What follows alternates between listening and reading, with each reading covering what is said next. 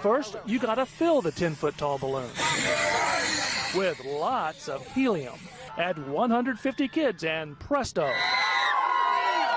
you have real science in action.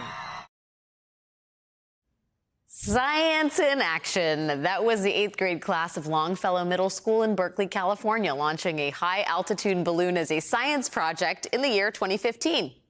Students as young as middle school launch high-altitude balloons like this all the time. It is a great hands-on science experiment that is made easy because balloons like this are cheap and easy for civilians to get their hands on. You can buy a high-altitude balloon for as little as $12. An Illinois high-altitude balloon hobbyist group that uses balloons like these has now come forward to say that their balloon, which they were using to float ham radio transmitters, went missing. It was last spotted over the Yukon Territory in Alaska on the same day that the U.S. government shot down an unidentified object of similar description, altitude, and location with a Lockheed Martin F-22. So there is a non-zero chance that the U.S. government used a $400,000 missile to shoot a ham radio transmitter on a $12 balloon out of the sky. Today, President Biden confirmed that other than the initial Chinese spy balloon, the 3 other mystery objects the U.S. shot down were likely scientific or civilian balloons. Republicans in Congress have been jumping up and down about how much of an emergency these balloons are and how everything needs to be shot out of the sky basically as soon as we see it. But maybe we need to cool our jets here, literally. Joining us now is Shane Harris, intelligence and national security reporter for The Washington Post. Shane, thank you for being here. The balloon as science experiment is something that's happening in middle schools all over the country, and now maybe we're using F-22 fighter jets to shoot them down. Is this the new normal? Do you feel like the Pentagon has to adopt a new political posture, a new posture because of politics on the Chinese balloon?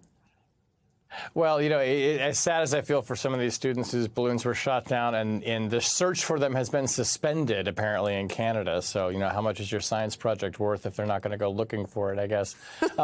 No, I mean, I think that the Pentagon it's a very awkward position that they're in, as you pointed out, where they're scrambling jets. And the reason that we should say that they're spotting these balloons is they've recalibrated the radars, and there's all kinds of different intelligence components that go into spotting these things. But now, yes, they have to go up and check and see if they're threats.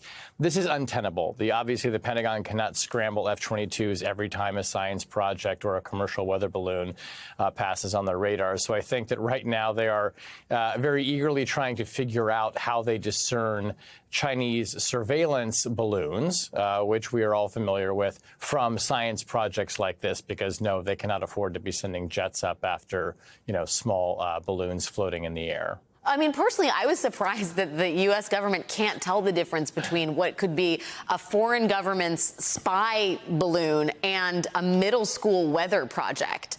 Did that surprise you? I mean, and certainly the government isn't admitting that this is a middle school science project as yet, but that the distinction couldn't be made, given the technology we have, seems surprising to me. Yeah, it did, actually. And it's funny because, you know, I've been writing for a number of years about, you know, so-called UAPs or unidentified aerial phenomena, which we've talked about before, about, you know, are these, you know, little green men, or are these drones, or are these balloons? What are they? And the military has been looking very closely at this.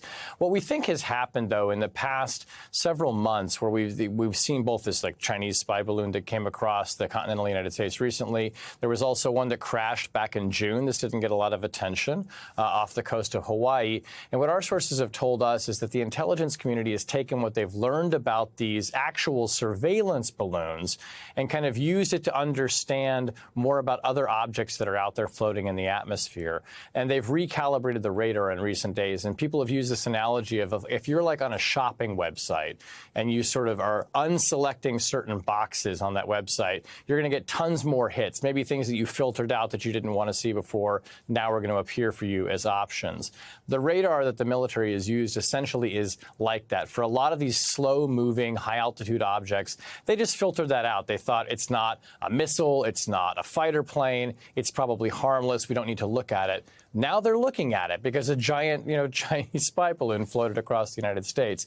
That's what's prompting a lot of this reaction, I think. And they'll hopefully calibrate the radar to not have to do this every time. Yeah, hopefully. There seems like there are better uses for our radar. But, you know, much has been made over the sort of ridiculousness of this situation and the politics of it. But just from a national security perspective, I mean, how developed is the Chinese spy balloon in terms of actual intelligence gathering? I mean, how concerned should we be as it is a component of the Chinese spy program?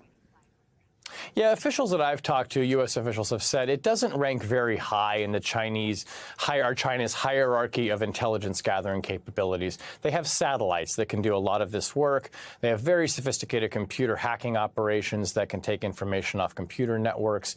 The balloons, though, have a certain advantage in that they can hover over or loiter over a certain target for a longer period of time, maybe take pictures at different resolutions, gather up communication signals. The satellites that are spinning around the Earth maybe have only like a few minutes to take pictures or gather intelligence as they pass around the target. So the balloons are useful, but what U.S. officials are saying is that they're not a really high priority. They're part of a broader program, and they're pretty confident that this balloon that crossed over the U.S. earlier in February did not gather a lot of useful information.